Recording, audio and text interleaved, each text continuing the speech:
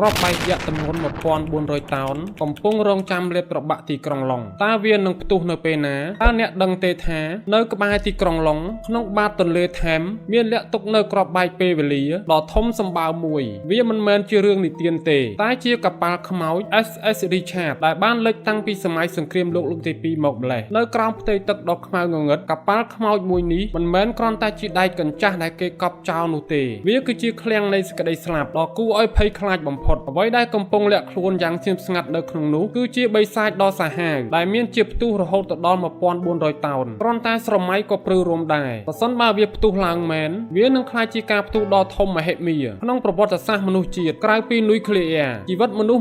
16000នាក់នៅទីក្រុង Sienes ប្រៀបដូចជាកំពុងដេកលើគំនរភ្លើងដែលអាចរលាយបាត់ពីផែនដីត្រឹមតែមួយប៉ព្រិចភ្នែកកម្លាំងផ្ទុះនឹងបង្កើតរលកស៊ូណាមីដ៏សាហាវលេបត្របាក់ចូលក្នុងទន្លេថែមនិងកំទេចទីក្រុងឡុងឲ្យក្លាយជាវារៀបបង្គោលកប៉ាល់ដែលងើបចេញពីផ្ទៃទឹកទាំងនោះមិនមែនគ្រាន់តែជាដៃចាស់ៗទេវាប្រៀបដូចជាម្រាមដៃមច្ចរាជដែលកំពុងរាប់ថយក្រោយរាល់រលកបោកបក់ម្ដងគឺរុញច្រានយើងឲ្យគៀកនឹងសេចក្តីស្លាប់កាន់តែខ្លាំងអ្នកប្រកាសជាឆ្ងល់ថាហេតុអ្វីបានជាគេមិនកំទេចវាចោលចម្លើយគឺគួរឲ្យព្រឺក្បាលណាស់ការចោះទៅដោះក្របបែកនៅក្រោមទឹកទាំងនេះគឺស្មើនឹងការចោះទៅគោះទ្វារនរកប្រវត្តិសាស្ត្រឈាមបានប្រមានយើងរួចទៅហើយកាលពីទសវត្សរ៍60គេធ្លាប់ព្យាយាមធ្វើរឿងនេះជាមួយកប៉ាល់មួយទៀតអត្តផលគឺការផ្ទុះដ៏មហន្តរាយដែលលេបត្របាក់អ្វីៗគ្រប់យ៉ាងតើយើងគួរប្រថុយឬអង្គុយរងចាំថ្ងៃវិនាសតើកប៉ាល់នេះមានឱកាសផ្ទុះកម្រិតណាតាមពិតទៅគ្មាននរណាម្នាក់ដឹងច្បាស់ទេប៉ុន្តែបើវាផ្ទុះមែនផលវិបាកនឹងធ្ងន់ធ្ងរខ្លាំងណាស់ហើយសង្ឃឹមថាវានឹងនៅស្ងៀមបែបនេះជារៀងរហូតតើអ្នកយល់យ៉ាងណាចំពោះវីដេអូនេះកុំភ្លេចខមមិននៅខាងក្រោម